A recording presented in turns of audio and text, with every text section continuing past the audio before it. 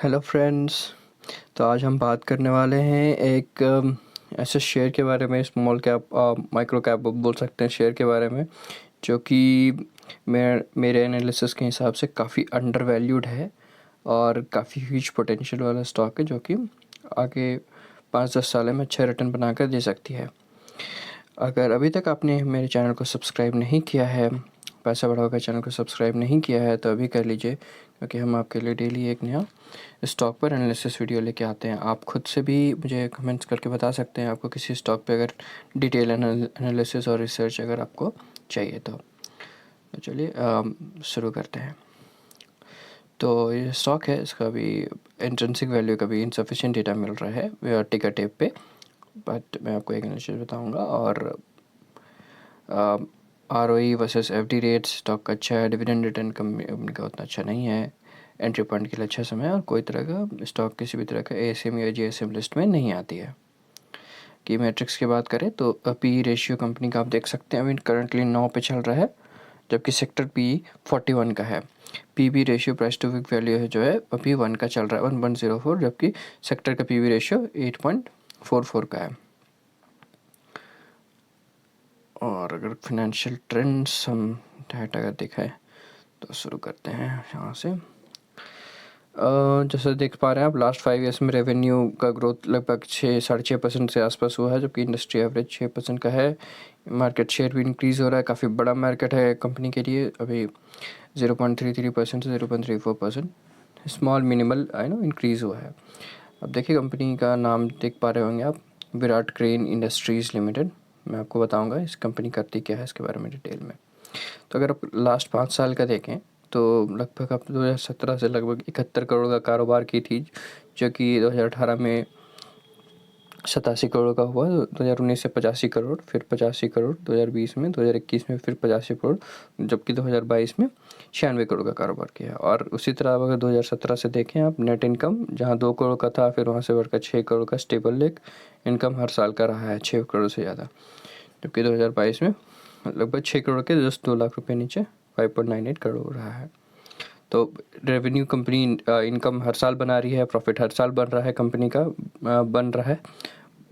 और अगर मैं बात करूं 2012 से लेकर के अभी अगर आप देखें 2013 से लेकर, जहां कंपनी का रेवेन्यू 34 करोड़ था और नेट इनकम 1 करोड़ का था, 1.5 करोड़ का, 1.4 लाख, उसके कंपैरिजन में अभी लगभग 90 करोड़ को क्रॉस कर चुकी है फिगर, लगभग 100 करोड़ के आसपास पहुंचने वाली है, जबकि नेट इनकम भी 6 गुना 5 गुना बढ़ चुका है, 6 करोड़ के आसपास का है।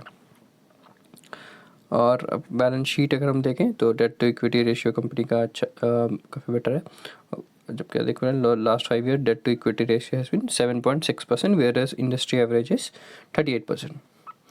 तो debt to equity ratio company का काफ़ी अच्छा है। कोई लॉन्ग टर्म देख लेते हैं, लॉन्ग टर्म कोई डेट नहीं है कंपनी के पास, और करंट लायबिलिटीज़ जो है वो accounts payable and other liabilities ही हैं मेजरली।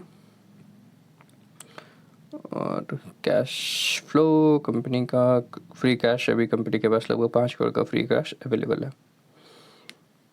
कंपनी का नाम आपने देख लिया, विराट क्रेन इंडस्ट्रीज़ लिमिटेड, जो कि लिस्ट हुई थी 2008 में, और तब से मार्केट में काफ़ी डाउन चल रही थी, और एक पेस आया था 2014 के आसपास, जो कि 96 रुपये तक गया था 2015 में, और फिर वहाँ से फिर गिरते हुए ये 38% के आसपास आया था। ये फॉल लगभग आप देखें तो 80% का ये फॉल हुआ करता था, लगभग 80% का से ऊपर का ये फॉल था 2020 तक, और 2020 से फिर अभी तेज़ी आई है इस कंपनी में, लगभग 195% का रिटर्न दिया है। और कंपनी करती क्या है, the Virat crane industries limited sales milk product. The company gets ghee from buffalo milk under the brand name Durga, and the ghee made from cow milk under the brand name Kamdhenu. So अब देख सकते हैं क्लियरली लिखा है कि कंपनी क्या करती है कि सेल करती है घी, बफेलो मिल्क से बना हुआ घी, जिसका ब्रांड नेम है दुर्गा, और वो और ghee made from the cow milk से भी वो जो बना हुआ घी है वो भी सेल करती है, जिसका नाम है Kamdhenu. Company also offers curd and butter, curd और बटर मिल्क भी ये सेल करती है।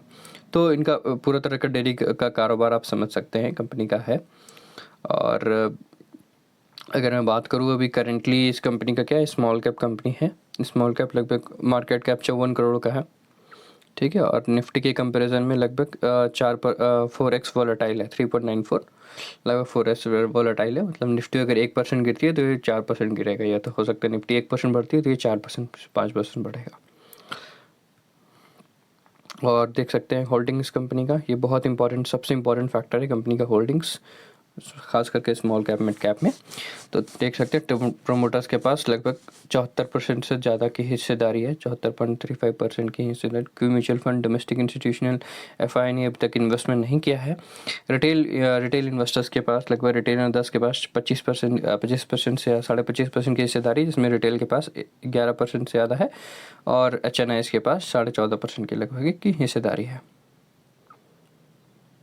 2021 में थोड़े बहुत डोमेस्टिक इंस्टीट्यूशनल म्यूचुअल फंड थे जिन्होंने अपना माल बेचा है जून 2021 से। तो ये थी कंपनी का डिटेल एनालिसिस। और अगर मैं कुछ रिसेंट इवेंट्स की बात करूँ तो 2018 में कंपनी ने डिविडेंड अनाउंस किया था। 17 में 2018 के बाद से कंपनी ने डिविडेंड नहीं दिया है अभी फ़िलहाल।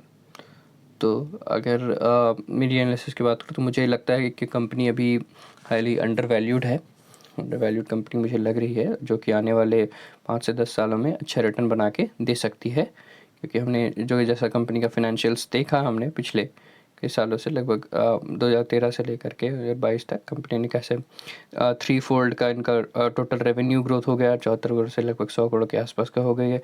जबकि नेट इनकम भी कहाँ 1 से 1.5 करोड़ के बीच हुआ करती थी, जो कि अभी 6 करोड़ के आसपास है। तो आने वाले 10 सालों में ये बेहतर प्रदर्शन कर सकती है, और हेरिटेज फूड्स जैसे भी करीबन 10 से 20 सालों में ये बन सकती है कंपनी। ये किसी तरह का इन्वेस्टमेंट और buying of and selling stock का एडवाइस नहीं है। कृपया अपने फिनेंशियल एडवाइजर से ज़रूर संपर्क करें कोई भी इन्वेस्टमेंट्स करने से पहले। Thank you. और प्लीज़ हमारे पैसा बढ़ाओ चैनल को सब्सक्राइब करें। Thank you.